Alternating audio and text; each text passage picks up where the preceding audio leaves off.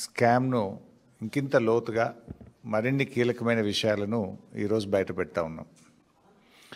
స్ట్రైట్గా లాస్ట్లో ఒక 8 క్వశ్చన్స్ ఉంటాయి. అవి 8 కూడా లాస్ట్లో చెప్పడం జరుగుతుంది. అంటే ఇంకా కొన్ని కొత్త అంశాలు, ముఖ్యంగా ఈ హిల్ టీపీ అంటే ఏదైతే Hyderabad industrial land transformation policy అని నిన్న రాష్ట్ర ప్రభుత్వం తెచ్చిందో, ఇది మరొక తాజా స్కామ్.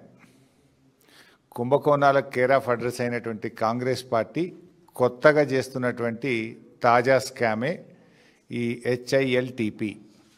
నిజంగా చెప్పాలంటే ఇది Hyderabad industrial land transformation policy కాదు, Hyderabad industrial lands looting policy.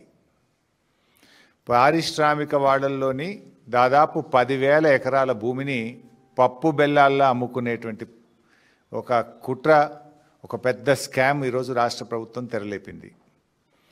అధికారంలో వచ్చినాటి నుంచి కూడా రేవంత్ రెడ్డి గారి ప్రభుత్వం అడ్డగోలు దోపిడీ మీదనే దృష్టి పెట్టింది.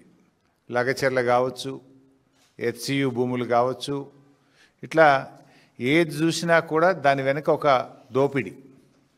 ప్రజలకి ఏం చేయాలనే ధోరణి కంటే కూడా ఎక్కడ ఎంత దోపిడీ చేయాలన్నదే రేవంత్ గారి ఆలోచన విధానం.